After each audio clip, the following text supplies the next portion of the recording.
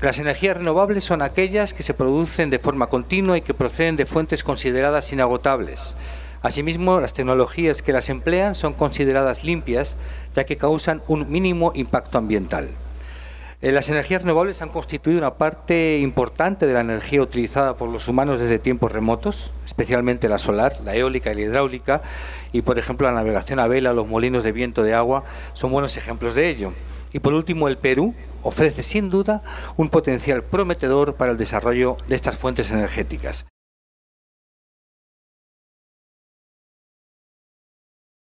Hoy tenemos un crecimiento económico relevante, que es mayor en el interior del Perú. Estamos viendo, por ejemplo, donde más se crece en demanda eléctrica es en el sur del Perú, que es justamente donde mayores conflictos sociales se dan, precisamente donde se agudiza más la contradicción por el hecho, evidentemente, de la mayor riqueza que se genera. Pero lo importante es tener presente que ese crecimiento tiene que ser atendido de alguna forma. La reflexión es, ¿vamos a hacerlo con petróleo?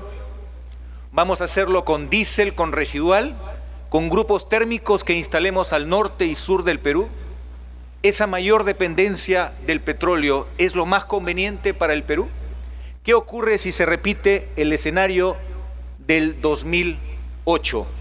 Que el precio del petróleo llegó a $143 el barril.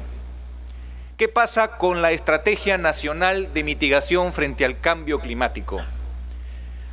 El ministro Brack y todos los expositores han hablado de la primera gran herramienta, que es el manejo de bosques.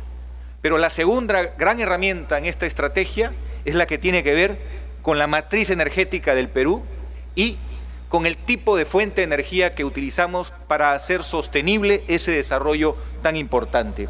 Por ello es imperativo diversificar la matriz energética, utilizando dos ventajas que tiene el Perú y que no tienen otros países: gas natural y energías renovables.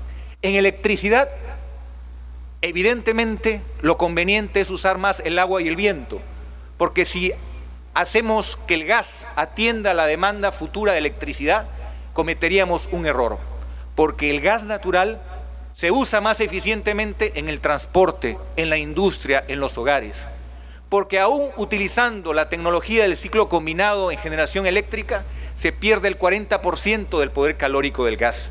Y las generaciones futuras nos van a decir: ustedes recortaron el tiempo de vida de un recurso no renovable y no lo utilizaron eficientemente. Entonces es imperativo, y por el análisis económico costo-beneficio, aprovechar aquello que tenemos en abundancia, que no se agota y que no produce gases de efecto invernadero. El Perú tiene 22.000 megavatios de potencial eólico. En horas punta llegamos a usar 4.400, 4.500. Quiere decir que tenemos mucho viento aprovechable, con una vocación energética increíble, solo 5% de variabilidad. Es decir, es más sostenible el viento que muchísimas hidroeléctricas que hoy tiene el Perú operando.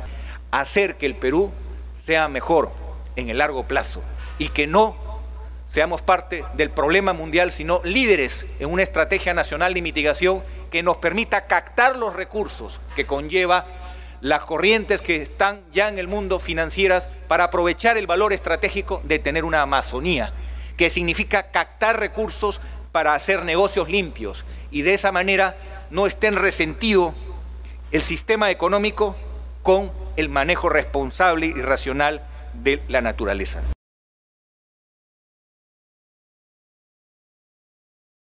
Las energías alternativas, dentro de las cuales podemos considerar a las energías renovables, podrían convertirse en la nueva locomotora de la economía mundial. Yo creo que esto no solamente es válido para el ámbito de un país tan grande como los Estados Unidos, sino que también puede ser una realidad aquí en nuestro país. Primero porque las energías renovables y estas energías limpias y alternativas cada vez están enfocándose en reducir costos. Segundo, porque son energías limpias y son energías con, podríamos llamarlas carbono neutral, ¿no? Que no emiten gases de efecto invernadero. Y tercero, porque al estar enfocadas cada vez más en reducir los costos, se hacen cada vez más accesibles para gente en ámbitos que tradicionalmente han estado excluidos de la posibilidad de tener energía. En el eje 1 de la Política Nacional del Ambiente, en donde se aborda el tema de minería y energía, se establecen por lo menos 2 lineamientos que recogen el tema de las energías limpias y las energías renovables. Fomento del uso de tecnologías limpias y promover la inversión y desarrollo de biocombustibles, energías renovables y gas metano. Ustedes saben que los rellenos sanitarios, en el proceso de descomposición de los residuos orgánicos, producen gas metano, y el gas metano es un contaminante con un potencial 20 veces mayor que cada molécula de gas de CO2.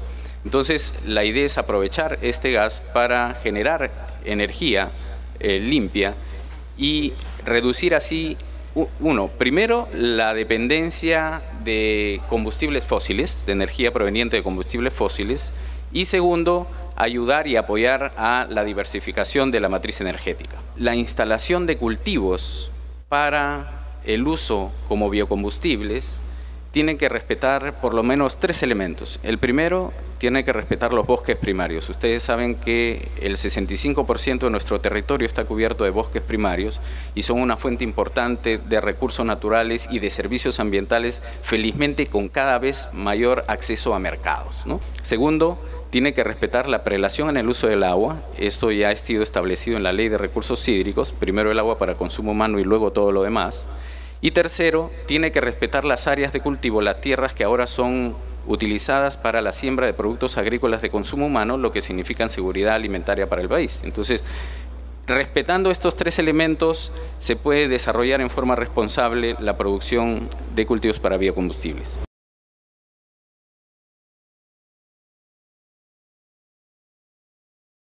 Hemos visto a lo largo de las presentaciones que se han ido mencionando diversas fuentes de energías renovables, fuentes de energía amigables con el medio ambiente y con el hombre. La energía solar, la energía eólica, la energía hidráulica, la bioenergía y finalmente la energía geotérmica. Cada una cumple de alguna manera diferentes roles dentro de los diferentes sectores de producción del país. Sin embargo, es importante tenerlos ubicados para que nosotros, y quiero nuevamente focalizarme en un aspecto bien importante, nosotros como ciudadanos responsables debemos estar no solamente enterados, pero ser críticos de la industria, cómo va renovándose en este tipo de uso de energías.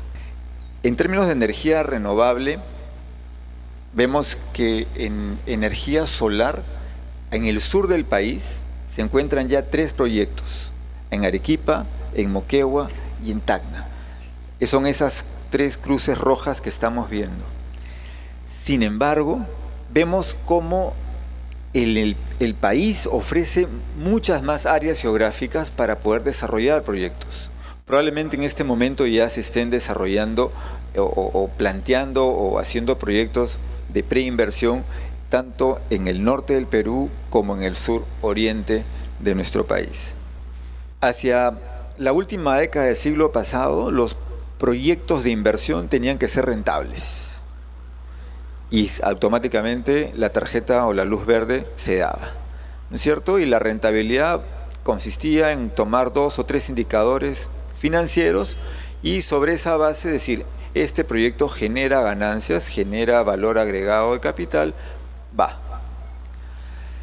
Sin embargo, la sostenibilidad comenzó a tener cada vez mayor presencia en la evaluación de proyectos.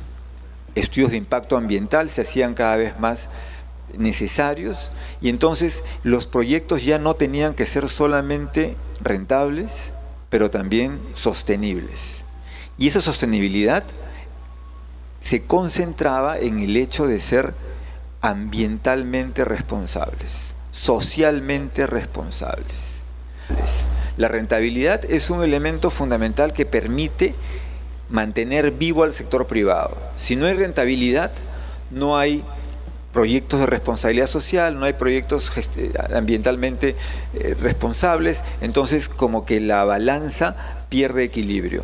Seamos responsables, siendo sostenibles y rentables.